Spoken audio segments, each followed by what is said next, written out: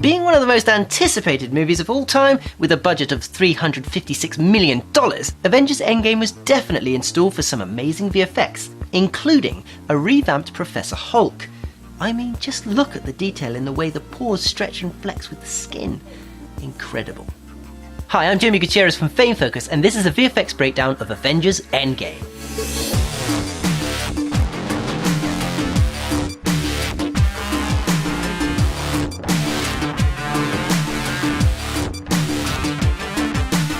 The sequence of Tony Stark lost in space on the M ship was mostly done by Cinesite, who created the lonely exterior shots of the ship, and also retouched Nebula's eyes to make them blacker.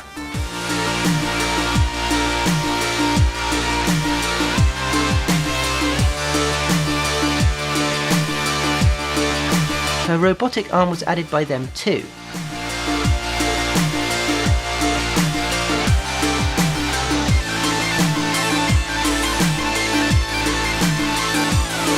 They also did the visual effects sequence where she gets the orb and damages her arm in the process.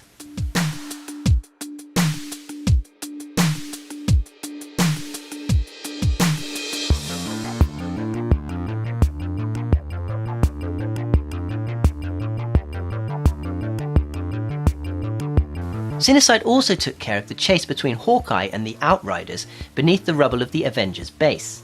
Choreographing the interaction between these 8-limbed creatures was pretty challenging. They created multiple animation cycles of the way the Outriders move, which included running, climbing, crawling, and leaping. The scenes were blocked out first, which basically means key poses are created to establish timing and placement of the characters and props in a given scene or shot, and the animation was then later refined for each creature.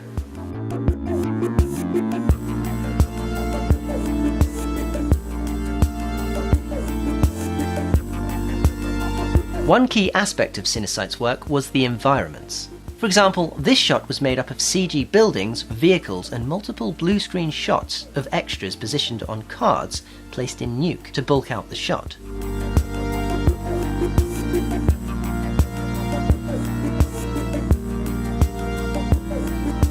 The sequence that involved Ant-Man giving Tony a mild cardiac dysrhythmia was also Cinesite's doing.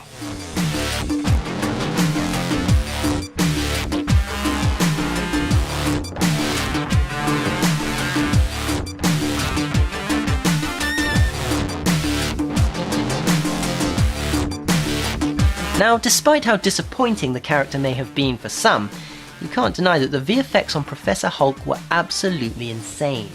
What was also insane was how many VFX companies worked on the movie. 14. Framestore developed their machine learning technology in order to create a quick first-pass animation that could be used to help filmmakers decide on the edit before beginning the process of refining. Keyframe animation was then developed for over 60 shots of Professor Hulk. This procedure of capturing the performance was key for the animators. A new facial capture system was also created by Industrial Light and Magic, specifically to make Smart Hulk look as close to actor Mark Ruffalo as possible. Getting the right look and performance also involved scans, facial capture, and hand animation of the actor, as well as some concept art for reference.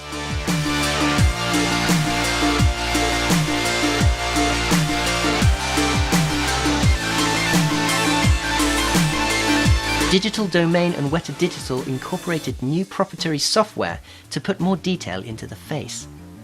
Now, seeing as the Hulk's face is a lot larger than Bruce's, tiny changes to his face had a big effect on the performance, so a new subset of facial shapes was built to give animators more control in the animation, allowing them to achieve even more complex and subtle expressions.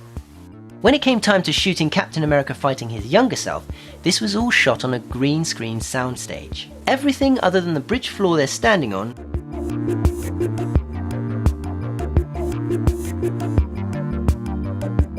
and a set of stairs was green screen.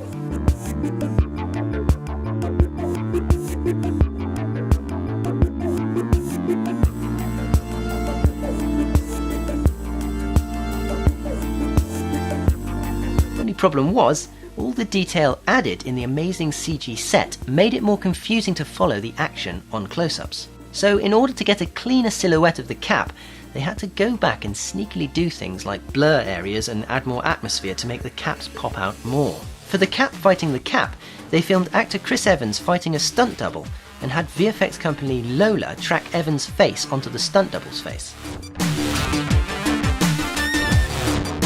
And finally, for the portal scene in the end battle before Tony Stark does the whole switcheroo with the Infinity Stones, Weta Digital's digital matte painting department created completely CG environments. And rather than record everyone and everything going on at once in front of a green screen, which would be absolutely ridiculous, they compiled multiple passes that were each rendered through their respective portals with the same camera movement in order to key together and parallax in this incredible scene.